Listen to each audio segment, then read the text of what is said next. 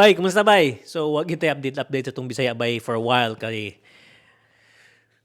lockdown mi nga rin bay, lockdown mi and nakakuan ko nag-skwela ko karon and grabe kay ko ka stressed and di ko ganahan.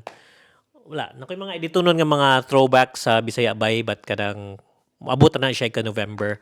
So nagklase pa ko and pili group kay ko. I have around, let me see, 7 days till mahuman akong class or maybe 7 to 2 weeks akong class. Really still stressed up as of now but yeah.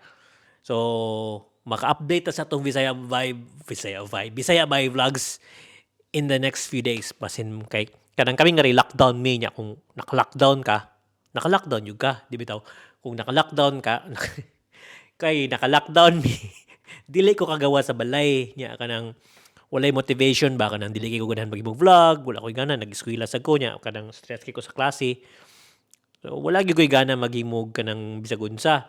So karon November na mag-open na mi, magsugod-sugod ako og butang-butang og mga vlogs nga mga throwback og mga bag-o unsa sad. Hopefully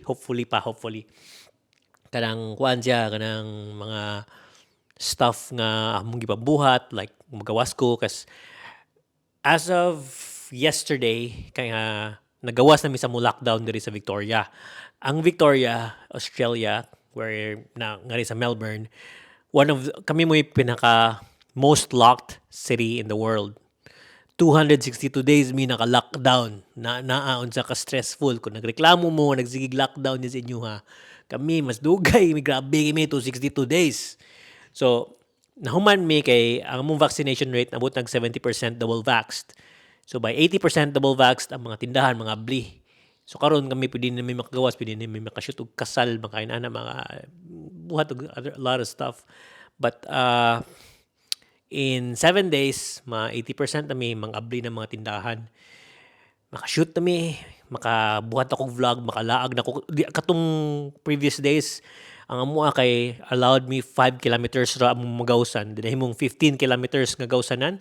Pero na may curfew mga 9 p.m. till 5 a.m. So, ka 9 p.m. hipos yung balay kay kung dakpan ka sa gawas, bayad ka.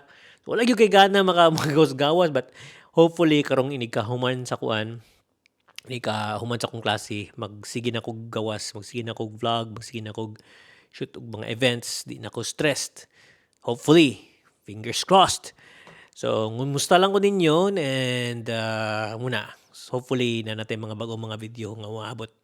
If ever na may mga request, na may gusto may bawaan about Australia, unsa ato nang i-discuss. Also, ang akong setup kay kani A7C nga camera niya kaning 18 2.8 nga samyang baratuhon na gud lens pero gaan makay siya pro fighter muna tong gamiton kung kaanta usahay kaning FX3 mahadlok mo gud gibuga kapoy sa magdalag FX3 nindot ta kay siya nga camera pero kapoy bugat kay siya nga nakag-vlog kanang usahay katong gamay na kong camera pero hopefully by then na ate daghang videos umaabot hopefully panglingaw-lingaw ta and to the rest of you guys I miss you and take care, hinahinay sa virus ay palabig laag ug unsa. Okay? Mura, update sa kadayot pero mura, wala na kayong sulting lain. Musta na ko ninyo. Sige, bye. Ayaya mo, hopefully okay na tatanan. Bites.